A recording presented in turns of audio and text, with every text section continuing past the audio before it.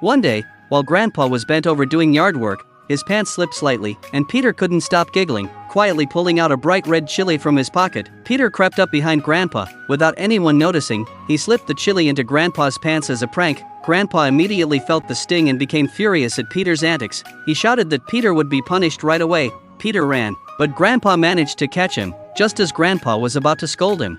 Further, he suddenly clutched his chest and collapsed. Peter froze, unsure of what had just happened. He approached slowly and realized Grandpa wasn't moving. Terrified, Peter ran to tell his friends. Thinking Grandpa had passed away, soon, an ambulance arrived and carried Grandpa away as all the animals watched in silence. With Grandpa gone, the animals believed the garden was now theirs. Peter invited new animals, and together they celebrated in Grandpa's house. But they didn't know that Grandpa's grandson, Jack, had inherited everything. Not long after, Jack showed up at the house. He found the place in a mess. With animals hiding everywhere, furious, Jack ordered them all to leave. The next day, he began cleaning and sealed off the garden so no animals could return. Still, Peter and his brother tried to sneak back in using a rope from the roof. They fell during the attempt but managed to get inside. Jack saw them immediately and chased after them. Peter escaped, but his brother was caught. Jack decided to release him far into the forest. Peter and his friends followed Jack secretly and hid in his car. Using a clever trick, they rescued Peter's brother and grabbed some of Jack's things. Jack, now enraged, went to the city to buy gadgets to keep the animals away. During this time, Peter noticed Jack seemed to like his caretaker.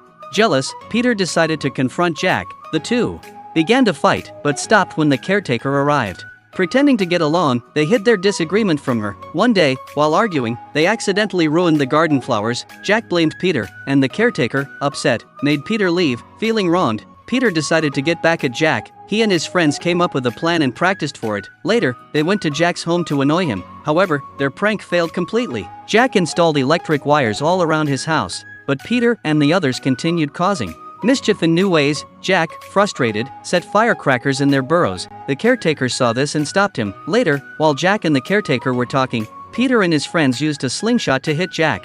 Jack retaliated with more firecrackers and caught Peter. Just as he was about to punish Peter, the caretaker walked in. Jack pretended it was all a game, but his remote fell to the ground. Peter quickly grabbed it and accidentally set off the fireworks. This caused damage to both Jack's house and the animals' homes. The caretaker became upset and walked away. Peter finally realized how wrong his actions had been.